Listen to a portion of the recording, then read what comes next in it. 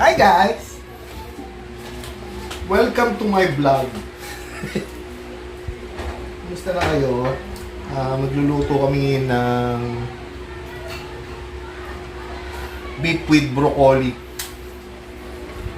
So ayan, pinahiwa ko na siya ng manipis sa binila namin. So makikita nyo guys, oh, yung hibla niya. Para daw lumambot, dapat yung hiwa against dun sa hibla.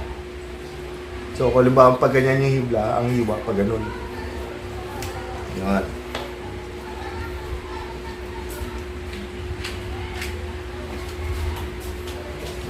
Ba yun, mami? Tama? Sinasabi ko? Yes. Turo ni Ma'am Shi yun.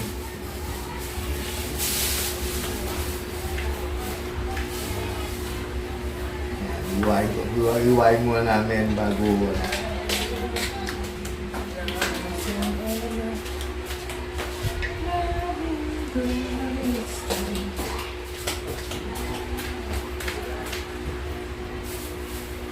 Kailangan mo itong kawali to? ha? Ang gulo to ang kawali? Ang hiwa,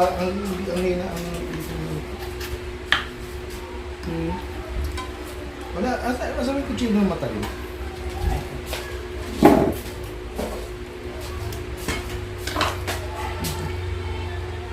Yung kawali, anong kawali ang gamitin mo? Yung,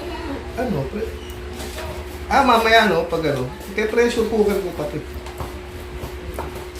Oo nga, yun nga pala guys, pressure cooker namin para malambot.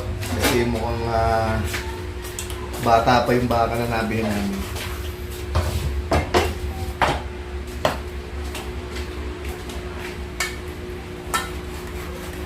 Yun.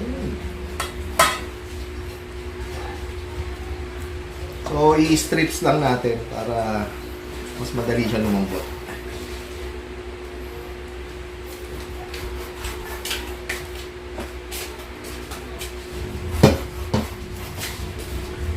Yun. Yun.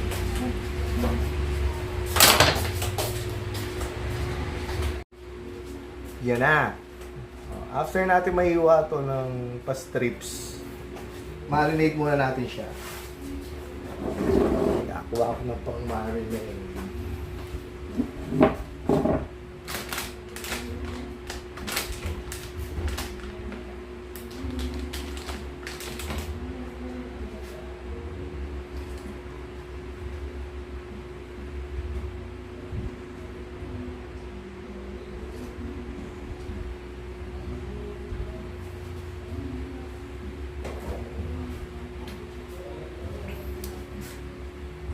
Soy sauce, oyster sauce, sesame oil, tsaka pepper. Yan, tamarinate natin siya. Bigyan muna natin siya ng soy sauce. Meron mga half cup ng soy sauce.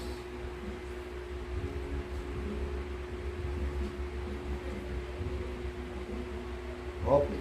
Okay.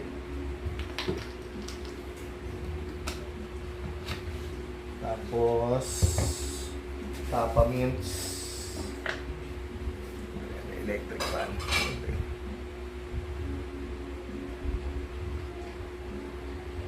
Painit.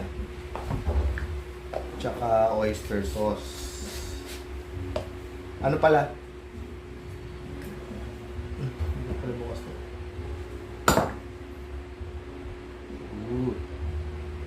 Lagyan natin siya ng sesame oil.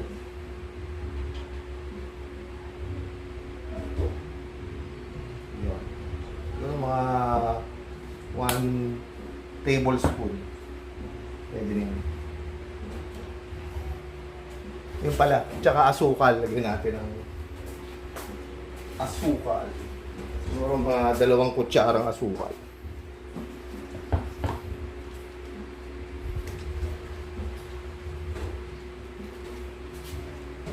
Mami, asan yung ano, gunting? Gunting.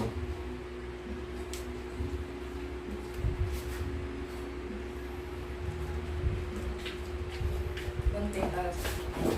Yan. Ito. Matigas naman yung konting. Tsaka asukal. Siguro mga 2 kutsarang asukal. Okay.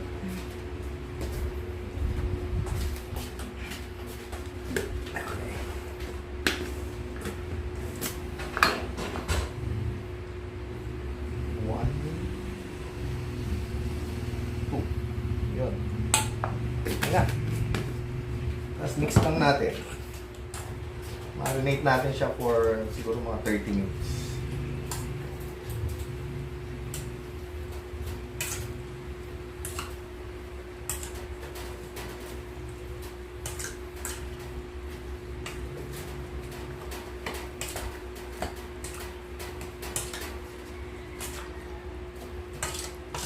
Tapos mamaya ipe-pressure cooker natin siya for siguro mga 15 minutes lang.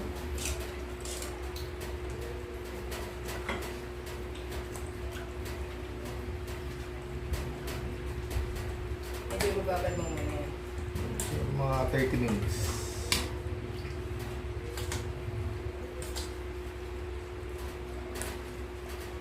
Yun!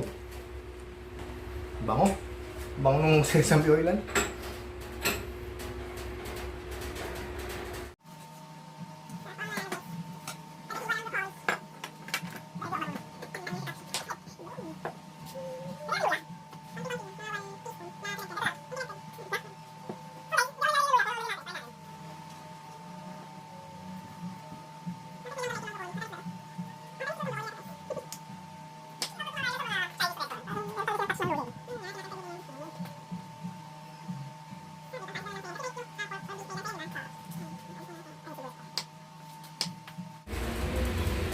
Yan. So, igigisa muna natin siya ng konti. Lagyan lang natin siya ng parang browning. Lagyan mo ng konti mantika lang. Yo! Ang tawag niya ang tawag. Pinapabaraw na. Para may mayard. Mayard. Dito ko nadidiretso sa sa pressure cooker para lalagyan ko lang siya ng tubig tapos pressure cook na natin. Tinanggal ko muna siya guys sa sabaw. Yan. Yun! Pero mamaya ilalagdag ko rin yun.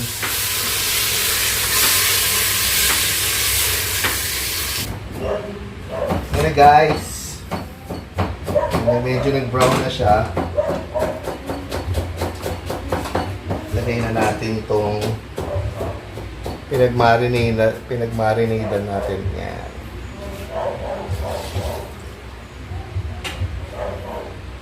Tapos, syempre, dadagdagan ko ng tubig at basta ma-cover lang yung yung beef.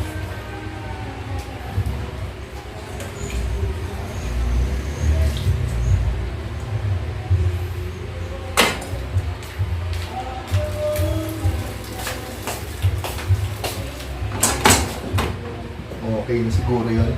Nakakunti pa. Okay. Pressure cook natin siya for 15 minutes.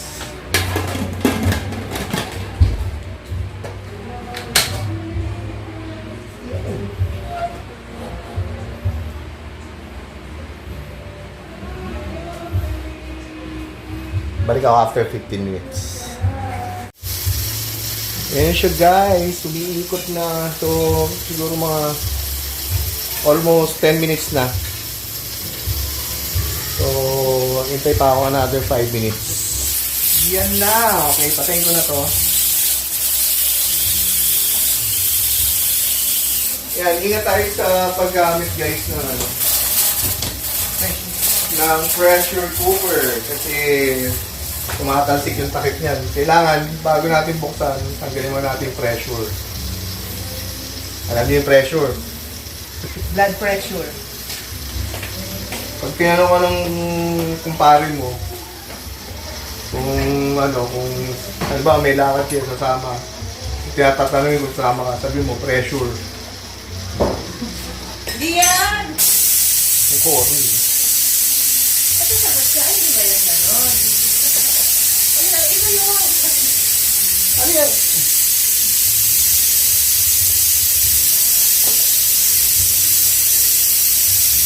Ginawa ko na pala siya guys, 20 minutes para sigurado na malambot yung karne. Yun na, wala na. Yun. Tapos, bukas. Alright, okay. Yan siya guys, oh. Kailan may ako mag-farm assistant pag nagluto. Yung ganyan din kasi-gasig yung assistant. Masigasig na masigasig. Lagyan lang natin ng konting oil kasi medyo mamantika na yung ano. Yun, okay. Yun, tapos may lalagyan din namin celery. Para healthy ang ating food ngayon.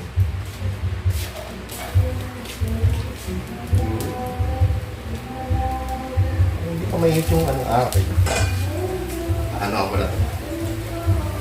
Ayan ito, guys, luya. Konti lang. So, walang may touch ng luya. Yun. Pati kuko. Ayan, okay. Okay na yun. Yung ilalim meron pa, oh. Ano mo po? Ah, ito pala. Ay, nandito pala lahat, guys. Ayan.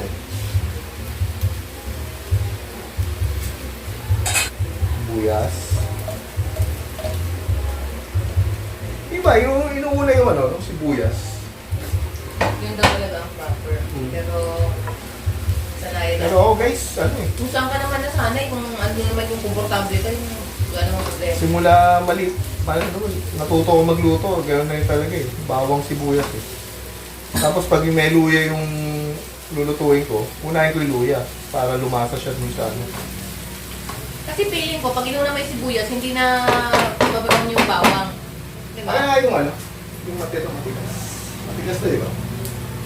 Lain natin, ito yung ano, stem nung ano, nung broccoli. Tama natin, sayang. Hindi lahat yung malambot na part Oo, yung lang. malambot na part lang. Hindi nila i-edit. Yung mamshi. Malambot lang na part. Babalatan mo siya. Tapos, guys, ano ba, nakukulangan kayo sa ano, alat kasi nga nilagyan nyo ng tubig. Adjust na lang. Dagdag kayo ng konting siguro oyster sauce o toyo.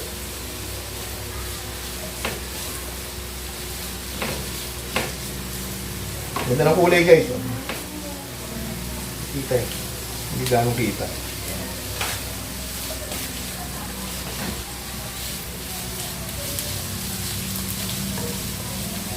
Ganda ng kulay. Lalo pag nilagay mo yung broccoli dyan.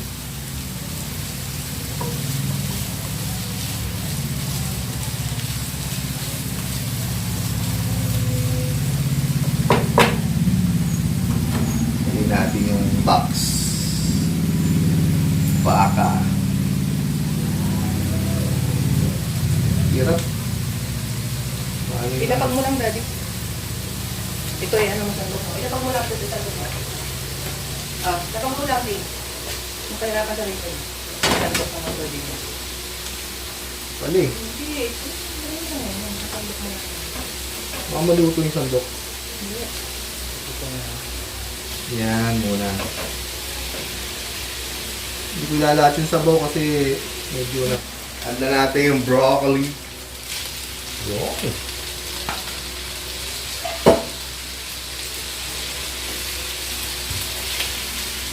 Binlunch yung broccoli niya, guys. Ah.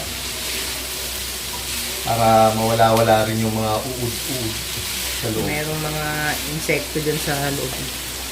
Pero before that, binapat na namin siya sa water na may suka. Before i-blanch. Talagang, then, ugasan mo kayo. Lutuin ko lang ng medyo to guys kasi ito nung aking ginang lutong-luto yung broccoli. Add na natin to celery. Yan. Yan, nag-request. Bakit ba ganyan? Dapat pasto. Ayan, nag-request si Ma'am Shetel ng bell pepper daw lagyan. Hindi naman kikibuya. Pampaganda lang rin ang kulay. Saka pampabango na.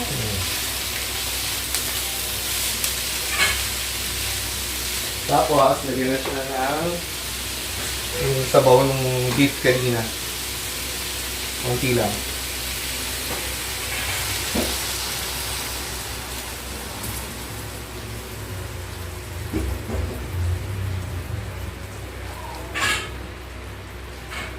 Yun.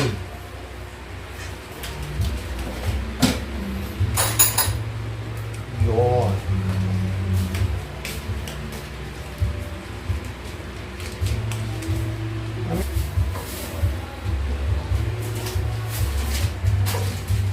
Yun. Tikiman tayo guys. Baka ko ilagay is girl.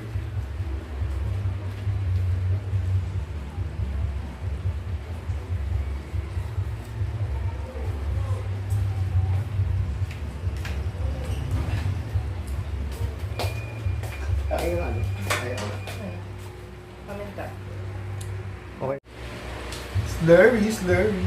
Hindi natin ang slurry pagka tama na yung timpla.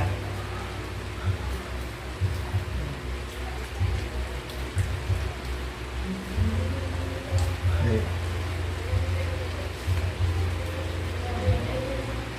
Konti pa. Okay. Okay.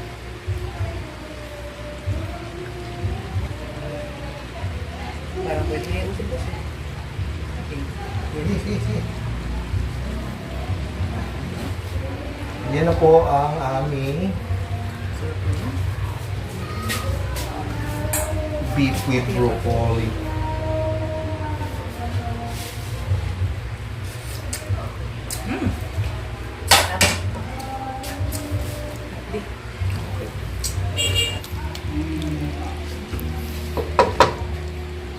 So guys, kain na po tayo.